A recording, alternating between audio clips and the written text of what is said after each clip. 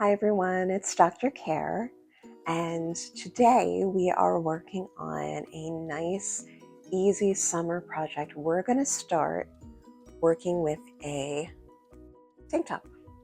This is the loose fit Tiffany Tranquil tank from Ellie and Mac Patterns. Yeah, that's a tongue twister. So today I'm going to make this with a slub knit that actually I was making in our original shirt, the everyday tee, but I cut it a little bit wrong. So instead of throwing it out or scrapping it, I just turned it into a tank top instead, which works perfectly. So today we're going to learn how to bind necklines and the arm openings. So it's a little bit different finish, but it gives you some options for anything that you're doing. And don't worry, I'm going to walk you through every step of the way. So grab your material, get your machines ready. Don't forget to grab your coffee. I'm going to put mine into a travel mug so that I have a lid on it. We all know the rule. No open containers in the sewing room. And I'll see you up there in a minute. Welcome back to the sewing room, everybody. Today we are using this beautiful slub knit. I love how light and it's just really, really good for any type of activity. So besides the fabric, then we also need our rotary cutter. I moved my coffee into my travel mug. Gotta keep it closed. And then we can't do anything without our clips. You know I love these, and they come in really handy for this project. Here's my time saver tip. This is my projector. This is how I keep my patterns. It makes it easier for me to just cut directly onto my sewing table. I don't have to worry about storing any patterns. I don't have to worry about having to put anything together. It saves me time, space, and it saves trees as well. So I just take my time working the fabric with the pattern and just cutting as I go. I'll use my ruler to help when I have to move the pattern up, if I have to scroll up because there's only a specific window.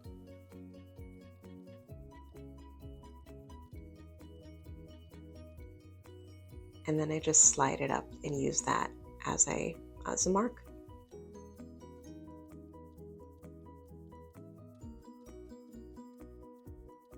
So besides cutting out the front and back, then we also have a neck binding to cut out. And here I use my Quilters Ruler just to get a nice crisp edge.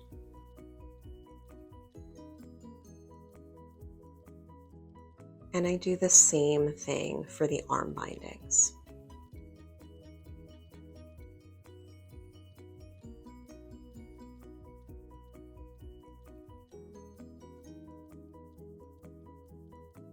Pieces are ready. Let's go to the machine.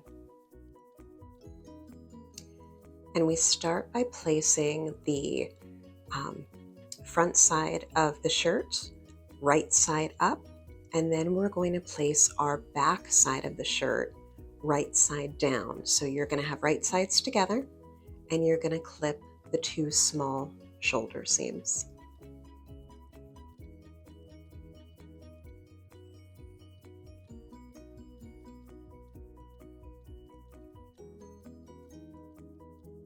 And from here, we'll take it to our serger. Now I'm using my purple thing. Yes, that is the technical name. This just helps make sure that I don't hit my fingers into my serger. I don't want to do any damage to myself. Remember, we don't want to bleed on the fabric. Nothing good with that. Good comes from that. And we just serge both ends. And then from here, we go back to our sewing machine. Mine is set with my twin needle, and I'm just going to finish that top seam with the twin needle. Just makes it look a little bit nicer. Plus it helps keep the seam down, and it gives a really, really nice finished look and a little bit more structure to the shoulder seam. I just go nice and slow. This is a very thin knit. If you find that that your fabric is sliding and being dragged into the foot plate, go ahead and line it with a small strip of tissue paper. Not tissues, tissue paper that you would use to wrap or to put it in a gift bag. It just helps give a little bit more structure so it can't be pulled. And now we're going to take our bodice piece and we are going to fold it right sides together again, and we're going to clip the front and back together so that we can take this to the serger and serge up the sides. I'm not going to top stitch the side seams. I actually never top stitch the side seams. I don't really see that in any garments that I wear, in any shirts that I wear, so it's just not something that I'm going to do. I will do that if I'm doing a pair of pants or shorts or a skirt. I like the way that looks, but not for a top. Again, I'm using my clips. I'm not using a pin. You can use pins if that's what you have. I just find that the clips are a little bit easier for me to use. And then if you accidentally step on one, it's like stepping on a Lego. Still hurts, but not as much of a risk as when you have pins. From here, I'm going to take this to the serger and do a quick serge up the sides. Not going to top stitch. Here we are back with my serger George. Again, I'm using my purple thing just to help make sure that I don't get my fingers too close. Don't want to risk injuring myself. And again, I do have everything sped up. I want to be very, very respectful of your time. I don't want to have you sitting here watching so much when I want you to be sewing as well. And since we're at the serger, we're also going to take our neck binding and our arm bindings, and we're going to sew them the short end together, and we're going to sew them with the right sides together.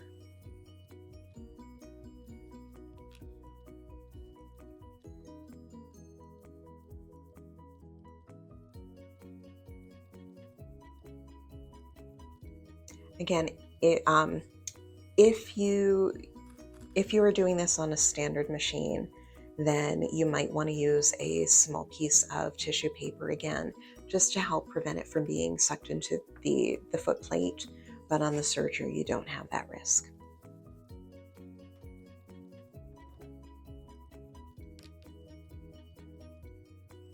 So really, this is just the front and back piece and 3 binding pieces. It's very easy construction, and it's a really good practice, and it's a really good layering piece. I do like it a lot.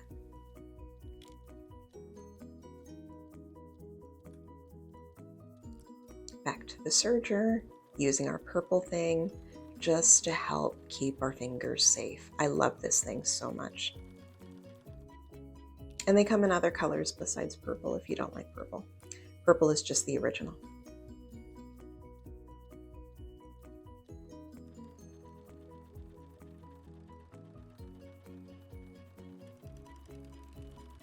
You can actually find the purple thing, and actually all of the supplies that I use, I have linked in my description in case you're looking for something similar or for that type of item.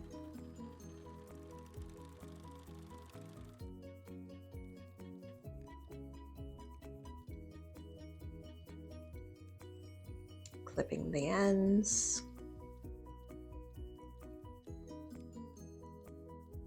And now we're ready to put these on. Now we're going to attach the binding. So let's start with the neckline. First, we're going to take our binding piece and we're going to fold it flat so that we can mark both the top edge that we sewed and exactly across. And then we're going to go again with directly in the middle. And what we're going to do is pin this to the neckline in those 4 corners first. I like to start at the top of the back of it, and then the middle of the front piece. And then I stretch it out to find where those pieces will fit. Remember, our bindings are always going to be slightly smaller than the opening. If they are too large, it's not going to provide much structure for the neckline and for the arm openings. We want that structure to give it more of a finished and more of a put together type of look. Once I have my original 4 corners in, then I'm going to take my time to stretch and place and stretch and place and use as many clips as you can. This is going to help make it easier so that you don't have to stop while you're sewing so much to readjust. I have done it without putting enough clips on. You can't put too many clips during this step.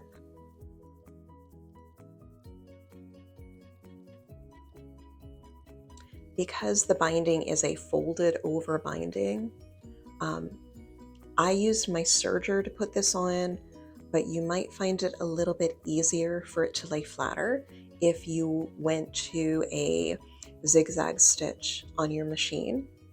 The edge won't be quite so bulky, but either way works fine.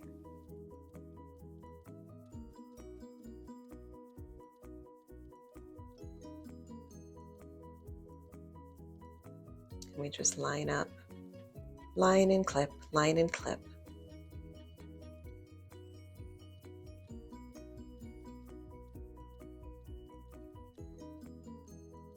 Now we're ready to serge.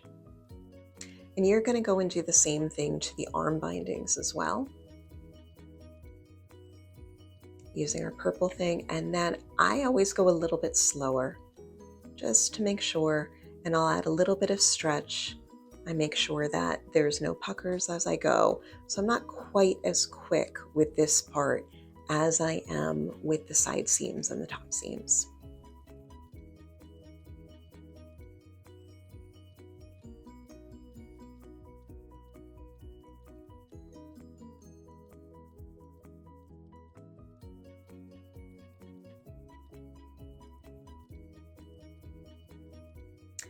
Because the binding is smaller, I am a little bit closer getting my fingers in and not using the purple thing as much, but I am still very cautious. So once you do the neckline, then you can go ahead and do the arm bindings, just placing them on the same way. First, mark the 4 corners on the binding piece, and then use that to attach to either the armhole, the neck hole, whichever one you're working on, in the 4 corners first, and then work from in between each of the 4 corners. And nice and slow sewing it up.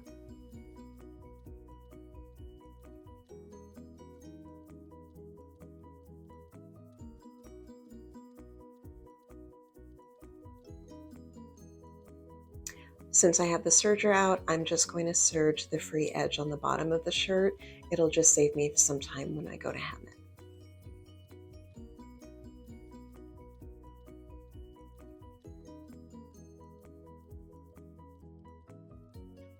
And on the bottom hem, I'm just going to do a simple rolled hem. Now we're going to start finishing the binding. So we're going to take our first area, doesn't matter which one you start, we're going to push our seam up towards the free edge. Then you're going to meet the free edge to the seam. So you're going to fold it over to meet the free edge to the seam. And then from there, you're going to fold it over one more time. And then you clip that in place. And I'll actually do the top and the bottom. And I want to show you again how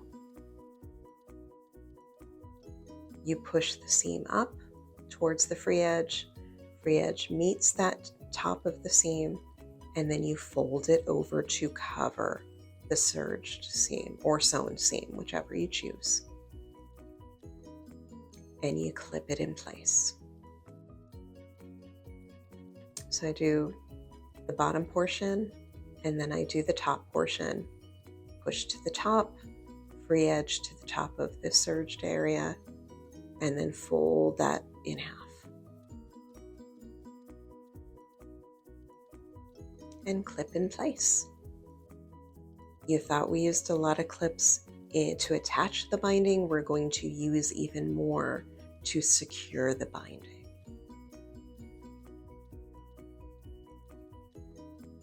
It just makes it easier for you.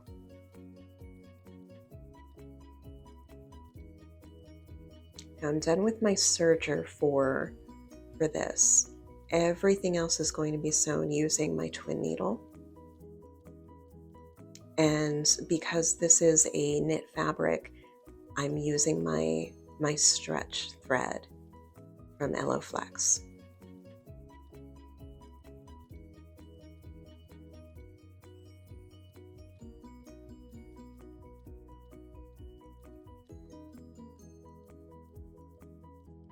And I'm just taking the time to make sure that everything's folded over as evenly as you can. You can go ahead and pre-seam the binding before you sew it. You fold it in half, and then you fold it in half again to divide it into fourths. It might give you a little bit more of a guide for this part. But what I find, at least with this specific fabric that I'm using, having those extra seams in there, the steamed in seams from ironing, it actually doesn't sit as nice. So for this fabric, because it is so thin, I'm not going to try to pre-iron my binding lines in.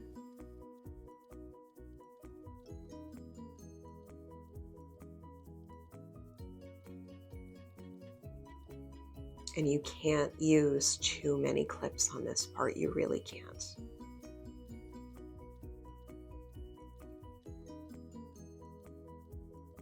You want to take your time, go nice and slow. You can't be in a rush.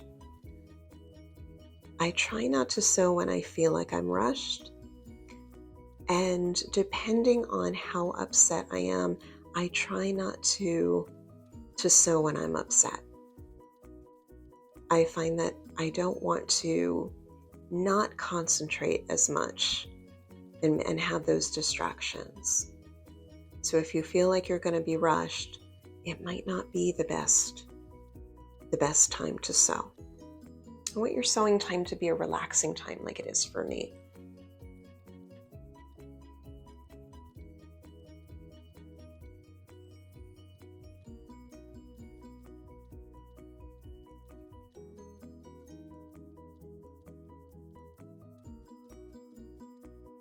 This is the longest part of this project. Everything else is pretty simple with it. But I do love the folded over binding. I just find that it looks really, really nice. And you could do a contrasting color with that to really make it pop. Or if you have a pattern fabric, using a coordinating fabric for the bindings would look really nice as well.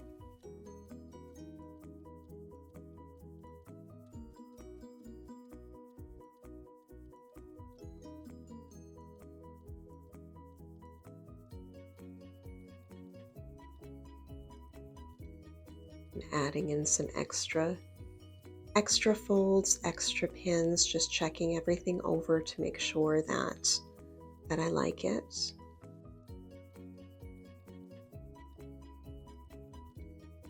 And now we take it over to our machine, and I'm using again my twin needle, and I go nice and slow with this as well. And the way you want to line this up, if you are using a twin needle, you want that one needle to be right at the edge, not quite catching it. and then the second needle will go through the binding. And what that does is completely sew it flat. So there's no risk of it not catching on the inside of it, so that it won't unroll at all.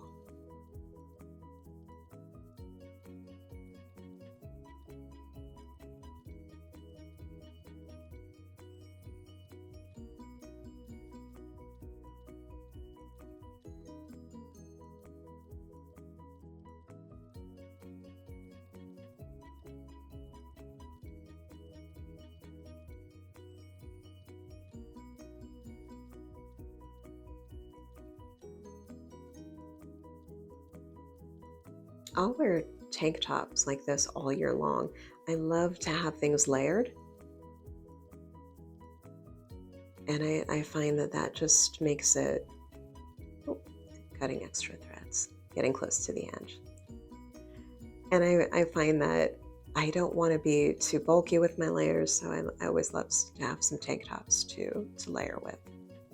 But I love actually having my arms covered. I'm not really comfortable with short sleeves or tank tops in general. Here we are going to this second armhole. And again, we are folding, first pressing the serge edge up towards the free edge. You want the free edge to touch the top of the serge edge, and then you are going to fold that over.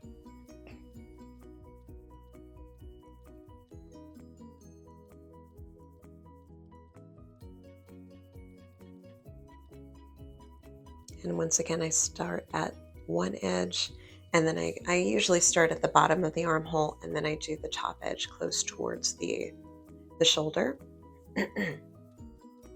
And then from there, I'll go in between and use lots and lots and lots of clips.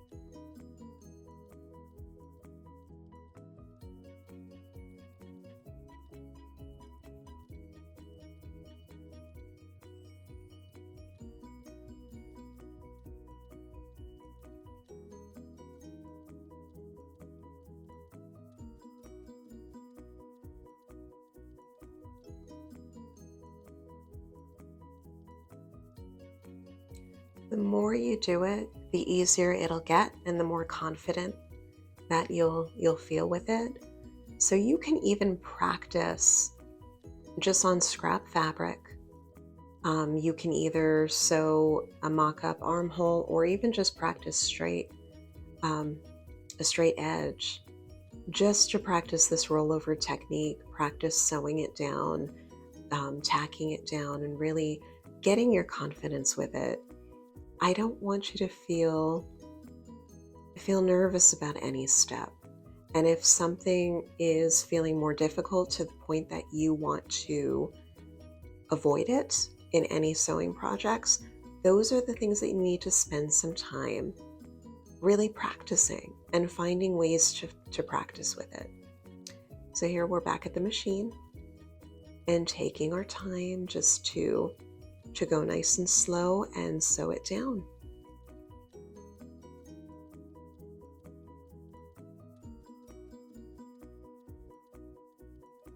You know, a lot of people are hesitant to work with sergers because everybody talks about it being such a pain to rethread it. When I started using mine, I spent an entire hour threading and then cutting it off and rethreading and cutting it off. Now, if I break a thread or if I need to change it, I don't care. I just go and do it. It's not intimidating to me anymore. So definitely those things that you don't feel comfortable with, practice, practice, practice.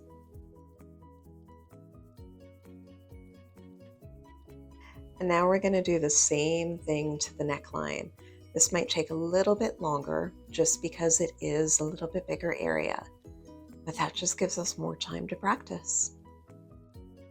So just to go over the binding technique one more time, you are going to push the sewed edge, so the seam, up towards the free edge.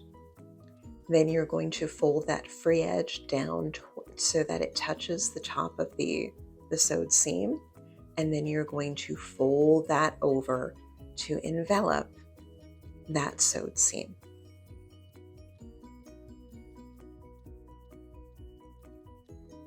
So it's push, touch, fold over.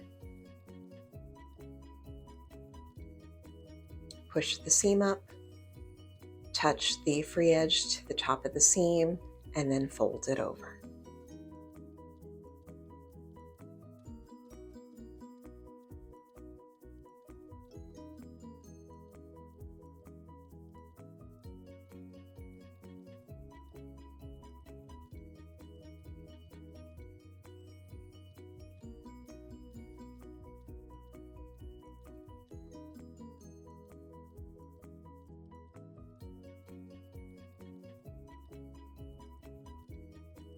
This type of binding might be a really nice finish on just a classic t-shirt, both the neckline and the sleeves, as a way to tie it in for school colors. If you're making something for your kids or your teenagers, it would be really cute with a raglan style.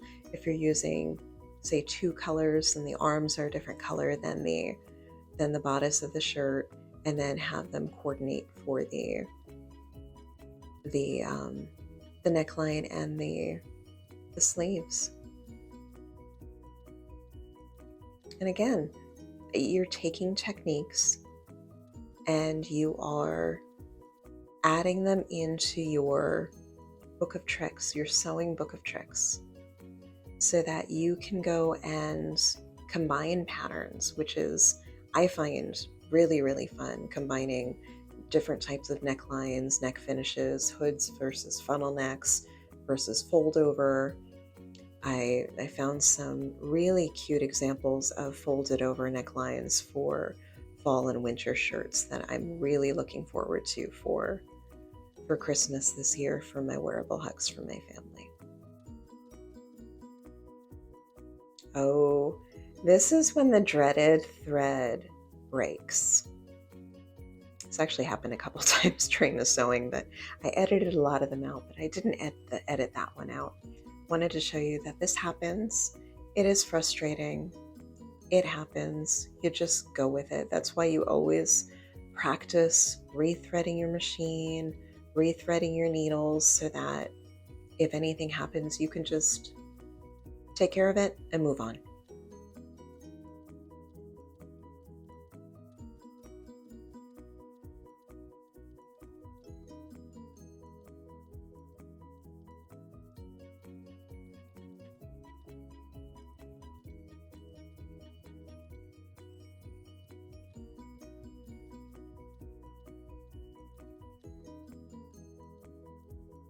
Again, go nice and slow.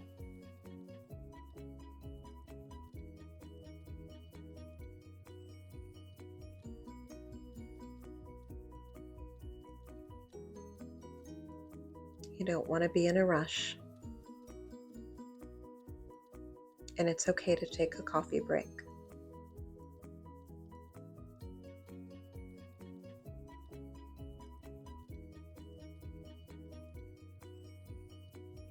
My dad's from Sweden, so we'll have a what we call a fika, which is coffee and a sweet treat with a friend. So every once in a while, it's good to take a fika break.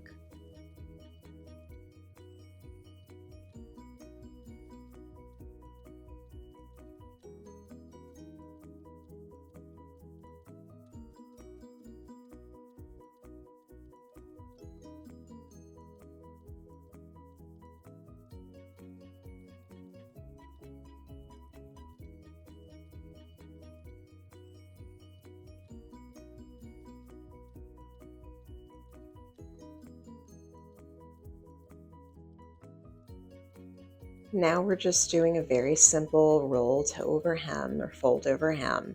So we're going to take that free edge on the bottom that we had serged earlier. We're just going to fold that under and then top stitch with the twin needle just to lock it in place and to finish it up.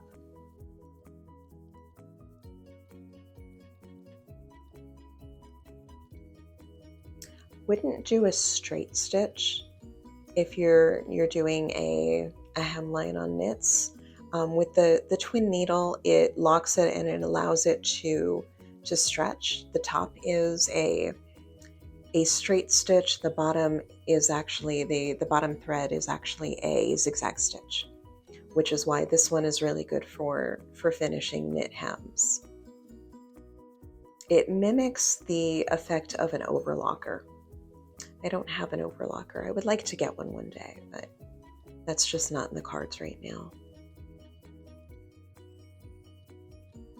But once I do get one, we can sew with it together. And we're back. And now here we have the finished tank top. I paired it with a cute skirt that I wear for hiking and a cardigan because I'm actually not the most comfortable with having my arms exposed. So I like having my arms covered up. If I don't have my arms covered up, I'm always covered in sunscreen. I burn under fluorescent lighting. So what did we learn today? We learned how to cut fabric. We learned my secret for time management and for storage management in my sewing room with using the projector. If you want to hear more about that, put a comment down below and I'd be more than happy to explain a little bit more about the projector and why I use it, how I got started using it, and the benefits of it that I have for me. We also learned how to do the binding on the neckline and on the arm openings. It's a little bit different technique, so it gives us options. What we can do is we're building basics so that we can pick and choose what we do. And I love to give you options. I love to hear what you're sewing. Let me see your fabric. I love seeing fabric, you know that. And thank you again for spending some time with me in the sewing room. If you want to see more and see what's on the cutting table next, don't forget to hit the subscribe below, and I'll see you again. Thank you. Have a good day.